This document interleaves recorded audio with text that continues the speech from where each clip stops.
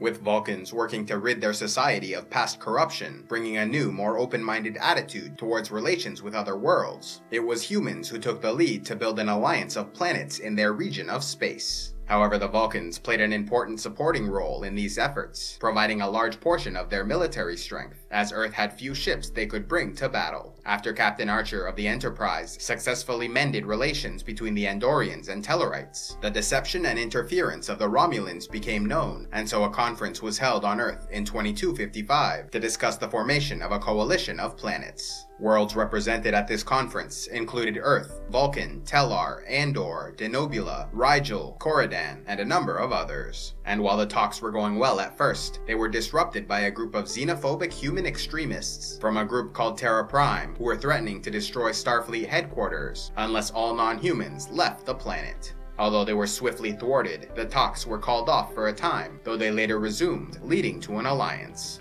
By 2156, relations between humans and Romulans grew even more hostile, resulting in the Earth-Romulan War that lasted until 2160. However, humans were not alone in the fight, as their Vulcan, Andorian, and Tellarite friends came to their defense, defeating the Romulans at the Battle of Charon. Seeing the benefits of such an alliance, these worlds then came to form the United Federation of Planets in 2161, to be governed by a Federation Council comprised of representatives from member worlds. Over the next few centuries, Vulcans would play an important role in helping keep these planets united, and often served as diplomats to outside species as well, negotiating peace agreements and working to bring other worlds into the Federation. Although headquartered on Earth, Starfleet, which served as the military and scientific branch of the Federation, started to accept members from allied species, which had begun with Captain Archer's first officer, T'Pol, who joined their organization after having a conflict with the previous Vulcan government. Yet once the Federation was formed, many of their species, as well as others, came to serve in Starfleet, and by the 23rd and 24th centuries, entire ships were run by Vulcan crews.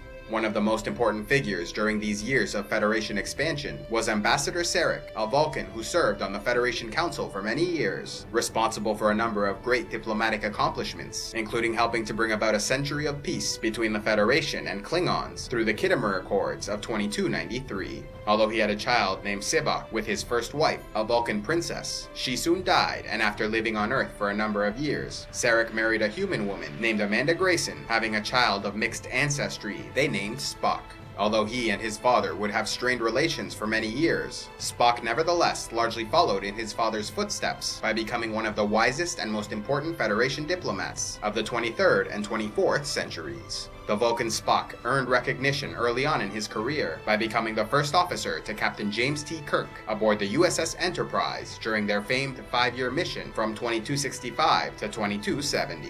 However, years later, he continued serving the Federation as well as his home planet of Vulcan as an ambassador and diplomat, even traveling to Romulus in 2368 to discuss the possibility of reunification between their species. Unfortunately, the effort proved a difficult prospect, and he spent decades living on their world, trying to improve relations. Although there was a time when Vulcans placed little value in exploration, with so many years since the Vulcan Reformation, their species were now proud explorers, amongst the first to travel into the Gamma Quadrant upon the discovery of the Bajoran wormhole. When the Dominion then used the wormhole to invade the Alpha Quadrant, plunging the region into war, the planet of Vulcan itself soon became threatened, with the capture of Beta Z and an attack being launched directly against Earth. Yet an alliance between the Federation, Klingons, and Romulans were soon victorious in driving back the enemy, and peace was re-established. Although they fought side by side during the Dominion War, a coup d'etat on Romulus led to renewed aggression against the Federation, though their efforts were ultimately defeated.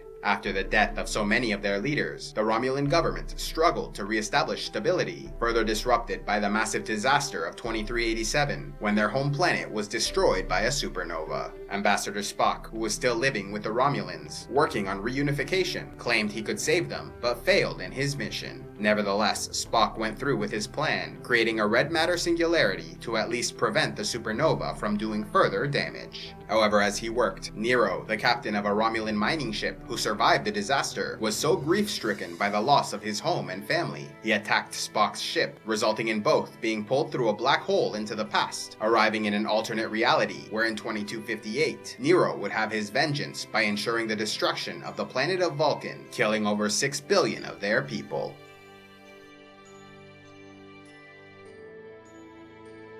Do your shopping on Amazon? Then why not use the link in the description box below to either the Canadian, American, or UK Amazon sites, where you support the channel with every purchase at no extra cost to you. So if you do your shopping on Amazon anyway, why not use the link below and help support CivilizationEx?